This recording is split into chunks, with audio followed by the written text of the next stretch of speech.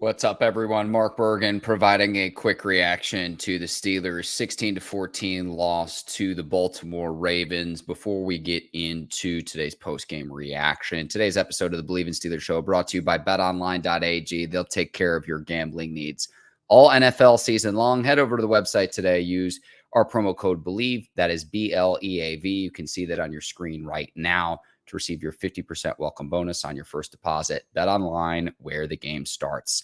Kenny Pickett knocked out in week 14 in the loss to the Baltimore Ravens. And to me, this game was as simple as this. You can look at the success that the Ravens had with their rushing game, with a third string quarterback in the game because Tyler Huntley got knocked out with a concussion of his own. But Mitch Trubisky throwing not one, not two, but three interceptions in Baltimore territory that doomed the Steelers today. When you give up 16 points in an NFL game in 2022, you should win the football game. And you say, well, Mark, the defense didn't do its part and they gave up 215 rushing yards on the ground. Well, the Steelers defense also allowed fewer than 100 passing yards. And I know it's frustrating the Steelers defense couldn't get off the field at the end of the game. They're allowing 5 yards per carry. But when at different points of the game, the Steelers have the ball in Ravens territory at the 17-yard line, at the 22-yard line, at the 23-yard line, at the 46-yard line, and you come away with no points, it's your own fault. The Steelers 2 of 4 in red zone efficiency, and that's where the interceptions matter. And I mentioned this with Kenny Pickett to say not all interceptions are created equally, but it's the reason why the Steelers lost today. This has happened in 2 games this season where a quarterback comes into the game and throws 3 interceptions. Kenny Pickett subbing in for Mitch Trubisky in week 4 against the Jets. And this Sunday, Mitch Trubisky subbing in for Kenny Pickett in week 14 against the Ravens. Kind of interesting there, but the Steelers don't get it done, and you can put to bed any hopes that the Steelers have for the playoffs. And I warned about it going into today's game. I was optimistic because you knew Lamar Jackson wasn't going to play. And the Steelers had an opportunity today, but ultimately I think this will do them better in the long run, considering the Steelers will get a better draft pick. They need some talent that they just don't have, frankly, right now. You need to get some blue chip players that can help improve this team's chances of winning in 2023 and beyond. And because even if the Steelers were to sneak into the playoffs this year, like last year, they're not going to do anything. They are so limited in what they could do, and they couldn't even stop the Ravens today, a team that is very one-dimensional. I mean, J.K. Dobbins, 120 yards on the ground and a score coming back from a knee injury. Pretty impressive. 120 yards on the ground and knee injury, overcoming the loss of your backup quarterback as well. I thought Ronnie Stanley played really well on the Ravens offensive line, but the Steelers now fall to 5-8, and it's just like with the game, though, to me, you can point to the defense. You lose time of possession, but it's the 3 interceptions that Trubisky threw, and it's where he threw them on the field, because maybe you can settle for a field goal. Now, I know Chris Boswell coming back from his groin injury had one blocked today as well, but maybe even if you get 3, I hate settling for field goals, but even if you get 3 on the 3 possessions where you throw interceptions, you're talking about potentially different outcomes for today's game.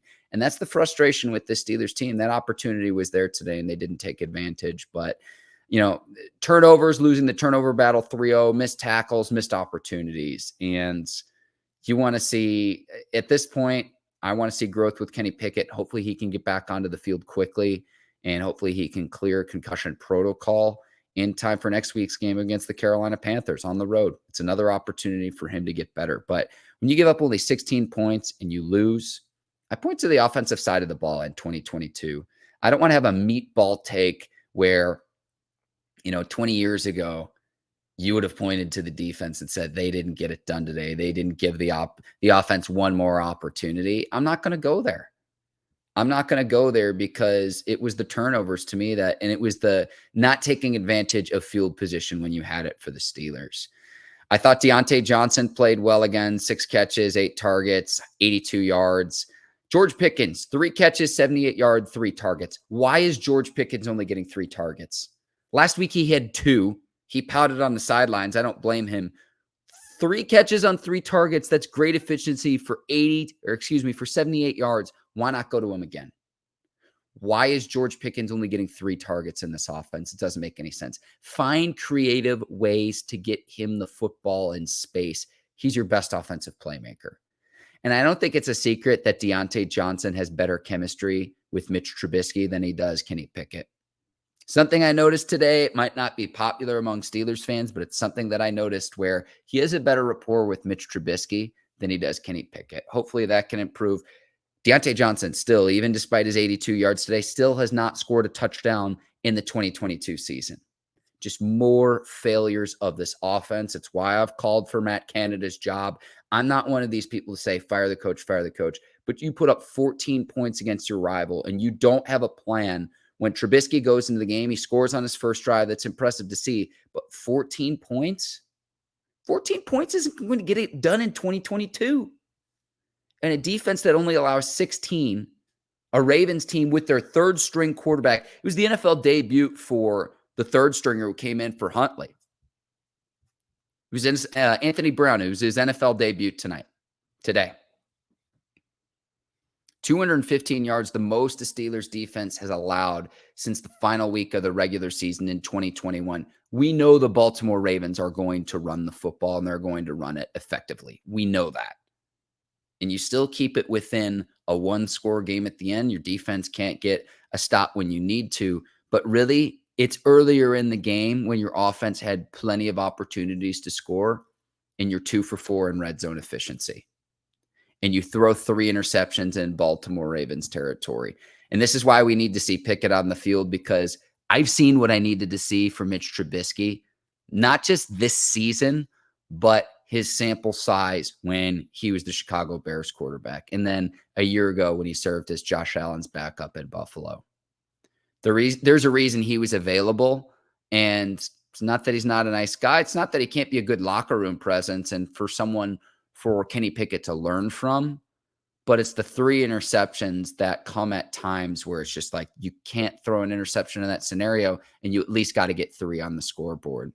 And going into this game, Kenny Pickett had 4 consecutive games where he hadn't thrown a turnover. You're starting to see that maturity of how to protect the football, the things that you need to do to win football games in this league. Kenny Pickett is starting to demonstrate. And you got to be able to protect him. I understand he was making a play, gets slammed down on the turf by Ravens linebacker Roquan Smith. Roquan Smith, what an acquisition he's been for the Ravens. Coming over from the Bears, intercepting Trubisky today, knocks Kenny Pickett out of the game. And this is a Ravens team that needed to win today's game to make sure that they stay atop the AFC North and that they remain in the playoff conversation. Because when Lamar Jackson comes back, this is a team that's coming for vengeance. Lamar Jackson, remember, in a contract season. I know everyone is very, very high on the Cincinnati Bengals right now. This is a Ravens team. I'm telling you, keep an eye on them. And I know this comes. Lamar Jackson hasn't had playoff success, but I'm just telling you. I'm telling you, they're coming. The Ravens are coming, and when Lamar Jackson, his knee gets right come playoff time, look out for the Ravens. Lamar Jackson in a contract season, he's going to want that Kyler Murray money, that Aaron Rodgers money, that Kirk Cousins money. I mean, name all of the quarterbacks who, oh, by the way, what about their lack of playoff success too? And he didn't even play today. Lamar didn't even play today. But those are things that I noticed. But the red zone efficiency, the Ravens 1 for 3, Steelers 2 for 4 in the red zone. You got to be able to put up points in the red zone, and the Steelers did not do that today. They did not do that today. Baltimore improves to 9-4, and the Ravens end a 4-game losing streak to the Steelers as well. It's a bitter rivalry in the AFC North. And the Steelers aren't going to make the playoffs again now at 5-8. So where do you go from here? What are the things that you look for if you're the Steelers? For me, it's continuing to establish that rapport between Kenny Pickett and George Pickens. How about establishing that rapport when Kenny Pickett gets back onto the field with Deontay Johnson? And can we get him in the paint? Can we get George Pickens more touches? And can we get Deontay Johnson a touchdown this season? We've gone through 14 weeks now where we keep repeating and saying the same things. Steelers running game could not get going today. I'm not going to sugarcoat that either. You had a lot better success running really since the bye week. This was the first week. Steelers ran the ball 20 times, only 65 yards on the ground. That's 3.3 yards per carry. That isn't very good.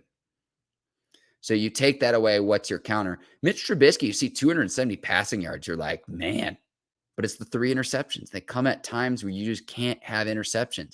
He played loose on that first drive. He comes in, leads the Steelers down for a score. Late in the game, finding Pat Freiermuth in the end zone, the offense couldn't get the ball back.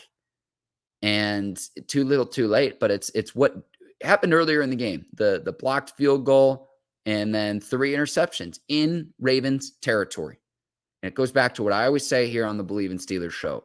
Not all interceptions are created equal. Not all interceptions are created equal. And that was evident today. That was evident today. Again, I want to point this out because I cannot underscore this enough. You got the 3 interceptions. At different points in the game, the Steelers had the ball on the Ravens. 17-yard line, the 22-yard line, the 23-yard line, and the 46-yard line. You come away with 0 points. You want to point to, okay, you can't stop a Ravens running game when the third-string quarterbacks is in the game and you know they're going to run the football. I get that. But when you only allow 16 points and you still lose, it goes back to the frustrations of the offense of who do you want to blame? And it's like the Spider-Man meme where everyone's pointing at each other. No, it's your fault. No, it's the offensive line. No, it's the offensive coordinator. Everyone needs to be accountable. And that's why there needs to be some fresh blood on this offense too. And I'm not just talking about rookie players because it is a young offense. It's an offense that I have seen improvement since the bye week. But when you only put up 14 points in a game, you're not going to win very many games. When you only lost 16 points in a game, though, defensively, in 2022, you should win that football game. You should win that football game. Trubisky, again, I mean, I'll say this. With Mitch, I understand he's under contract this season and next. Maybe see what you got in Mason Rudolph. If Kenny Pickett can't go, do you consider starting Mason Rudolph next week? It's just food for thought. I've got to ask it because we've seen what Mitch can do through the first 4 weeks. He started the first 4 games of this season.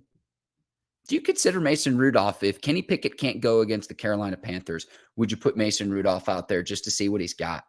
And you really have nothing to lose. I mean, I know you want to compete until you're eliminated from the playoffs, but the Steelers really would have to win out considering where both the Ravens and the Bengals are in this division. Bengals beat the Browns today too. So if you're not going to make the playoffs, why not spin the tires and see what Mason Rudolph's got one more time? I don't know. I'm just thinking out loud here of what you would want to see next week because I've seen what I needed to see from Mitch Trubisky. I will say this about Mitch, though. I do like his ability to run the ball a lot more than I do Mason Rudolph. But hopefully Kenny Pickett can get right and we can see him go again because I like the growth and maturation I've seen from Kenny Pickett, and it's the little things.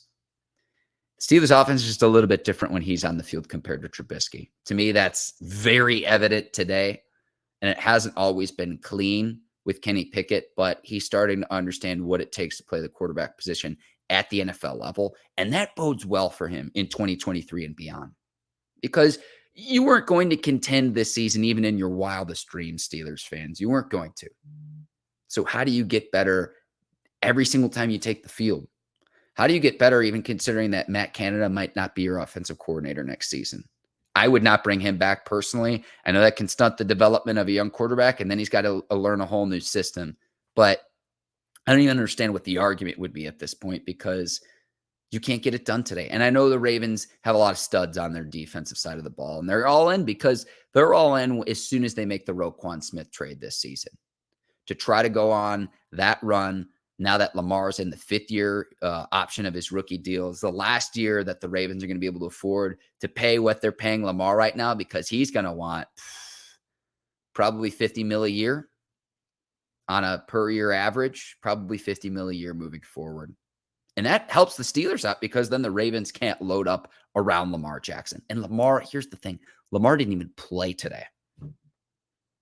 The Steelers entered this game is a 2.5-point favorite. This line opened up at Ravens -1.5. You find out Lamar Jackson's not playing. Something we didn't officially know until this morning, but you look at what the odds market showed you, and you knew that Lamar wasn't going to play. Tyler Huntley gets knocked out, and then the third stringer comes in and beats the Steelers. It's very frustrating. I mean, on the surface, too, you take away all the players and you say the third string rookie quarterback. I've got to look up his name. I'm sorry. And Anthony Brown beats Mitch Trubisky head-to-head today. That's what you look at if you're just looking at it on paper. It's very frustrating. It's very, very frustrating. Hopefully Kenny Pickett can get back. We'll see against the Panthers. I want to see how this Panthers line opens up. Carolina will be at home for the Week 15 game. What do you want to see in the remaining weeks with the Steelers? What growth and development do you want to see from players? Because this team is likely not going to the playoffs. And I'll say this too. If Mike Tomlin wants to avoid his first losing season, this is his 16th year as head coach of the Steelers, he's going to have to win out. He's going to have to win out at this point, and that's a tough task. This is a tough task for a team that's won 2 games in a row this season. They entered today's game against the Ravens with a 2-game winning streak, and it was like, man, maybe the Steelers could go on a run and Mike Tomlin could shock us all yet again.